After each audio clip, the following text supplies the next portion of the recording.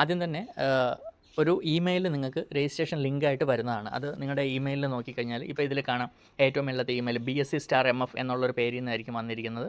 അത് നിങ്ങളുടെ പേര് എഴുതിയിട്ടുണ്ടാകും. ഇപ്പോൾ ഇവിടെ വിനോദ് എന്നുള്ള പേരാണ് എഴുതിയിരിക്കുന്നത്. അവിടെ തന്നെ നിങ്ങളുടെ പേരായിരിക്കും വരുന്നത്. അതിനോടൊപ്പം തന്നെ ഒരു ലിങ്ക് കാണും.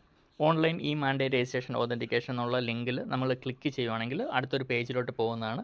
അതൊരു ഡിജിയോ എന്ന് പറയുന്ന ഒരു ആപ്പിലോട്ടാണ് പോകുന്നത്. അപ്പോൾ നിങ്ങൾക്കതിൽ ഇത് ചെയ്യാൻ വേണ്ടി എൻട്രി ചെയ്യാൻ വേണ്ടി ലോഗിൻ വിത്ത് യുവർ ഗൂഗിൾ, നിങ്ങളുടെ ഫോണിൽ ഓൾറെഡി ഗൂഗിൾ അക്കൗണ്ട് ഉണ്ടായിരിക്കും. അപ്പോൾ അവിടെ ലോഗിൻ വിത്ത് ഗൂഗിൾ എന്നുള്ള ഓപ്ഷനിൽ സെലക്ട് ചെയ്യുക. അപ്പോഴത്തേക്ക് ഇതിൽ ഡീറ്റെയിൽസ് കാണിക്കും. അതായത് മ്യൂച്വൽ ഫണ്ട് പേയ്മെൻറ്റിന് വേണ്ടിയാണ് ഇതുള്ളത്. മാൻഡേറ്റ് ക്രിയേറ്റ് ചെയ്യാണ്. അവിടെ എമൗണ്ട് കാണിച്ചിരിക്കും. അതിൽ ആ എമൗണ്ട് നിങ്ങൾക്ക് വേറെ ഇതൊന്നും വരുന്നില്ല. നമ്മളൊരു ബെനിഫിഷ്യറി ആഡ് ചെയ്യുമ്പോഴത്തേക്ക് വെക്കുന്ന ഒരു എമൗണ്ടാണ്. അപ്പോൾ ഇതിൽ 30,000 ആണ് കാണിച്ചിട്ടുള്ളത്. നിങ്ങളുടെ ബാങ്കിൻ്റെ പേര്, അക്കൗണ്ട് നമ്പർ, അതുപോലെ തന്നെ IFSC കോഡ് എല്ലാം കാണിച്ചിട്ടുണ്ടാകും. താഴെ നിങ്ങൾക്ക് debit card, net banking, Aadhaar, ഈ 3 ഓപ്ഷൻ ഉണ്ട്. അതിൽ ഡെബിറ്റ് കാർഡ് അല്ലെങ്കിൽ നെറ്റ് ബാങ്കിങ് ആണ് എളുപ്പം ചെയ്യാൻ. അപ്പോൾ ഡെബിറ്റ് കാർഡാണ് ഞാൻ സെലക്ട് ചെയ്യുന്നത്.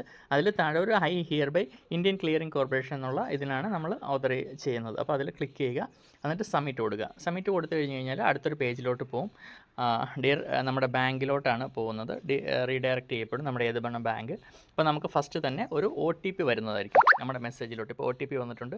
ഞാൻ OTP ഇടുകയാണ്. 775308 775308 എന്നുള്ള OTP നമ്മൾ എൻ്റർ ചെയ്തു.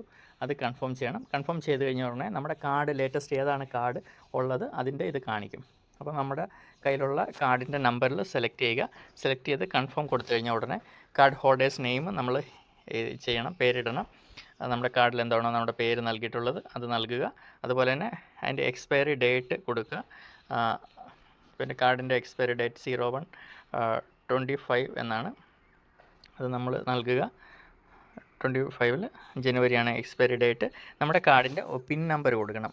പിൻ നമ്പർ എന്ന് വെച്ച് കഴിഞ്ഞാൽ നമ്മൾ ATM പിന്നുണ്ടല്ലോ അത് തന്നെ ചെയ്യുക. അവിടെ ഒരു ക്യാപിച്ചോ കാണും, അതും ചെയ്യുക. 0100 എന്നുള്ള ചെയ്തിട്ട് പ്രൊസീഡ് ചെയ്ത് കഴിഞ്ഞ് കഴിഞ്ഞാൽ ഇത് സക്സസ് ആയി, വാലിഡേഷൻ ഡൺ എന്ന് പറഞ്ഞിട്ടൊരു പേജ് വരും. അത് കഴിഞ്ഞിട്ട് നമുക്ക് ഒന്നും ചെയ്യേണ്ടത് തിരിച്ച് നമ്മുടെ പേജിലോട്ട് ഇത് ചെയ്യും. റിഫ്രഷ് ആയില്ലെങ്കിൽ മാത്രം ക്ലിക്ക് ചെയ്യൽ എന്നൊക്കെയാൽ മതി. ഇല്ലെങ്കിൽ ഓട്ടോമാറ്റിക്കലി നിങ്ങളുടെ തിരിച്ച് പേജിലോട്ട് വരും. പേയ്മെൻറ്റ് ഡീറ്റെയിൽസ് വന്ന് പറഞ്ഞ് സക്സസ്ഫുൾ എന്ന് പറഞ്ഞ് വരും. അത് നമുക്ക് ഐ എഗ്രി എന്ന് പറഞ്ഞിട്ട് ഒരു ഡെബിറ്റ് മാൻഡേറ്റ് പ്രോസസ്സിങ് അതെല്ലാം കൊടുത്തിട്ട് അക്സെപ്റ്റ് കൊടുക്കുക. അക്സെപ്റ്റ് കൊടുക്കുമ്പോഴത്തേക്ക് ഈ മാൻഡേറ്റ് രജിസ്റ്റേർഡ് എന്ന് പറഞ്ഞിട്ട് വരും. അത് കഴിഞ്ഞിട്ട് തന്നെ നമ്മുടെ വീണ്ടും പഴയ പേജിലോട്ട് റീഡയറക്റ്റ് ചെയ്യപ്പെടുന്നതാണ്. ഓക്കെ, ഇത് തിരിച്ച് വന്നിട്ട് മാൻഡേറ്റ് അക്സെപ്റ്റഡ് എന്നും പറഞ്ഞിട്ടൊരു മെസ്സേജ് നിങ്ങൾക്ക് കാണും. അപ്പോൾ ഇതാണ് ഇതിൻ്റെ പ്രോസസ്സ്. ഇത് ചെയ്യേണ്ടതിൻ്റെ ആവശ്യം ഞാൻ പറഞ്ഞു കഴിഞ്ഞു. നമുക്ക്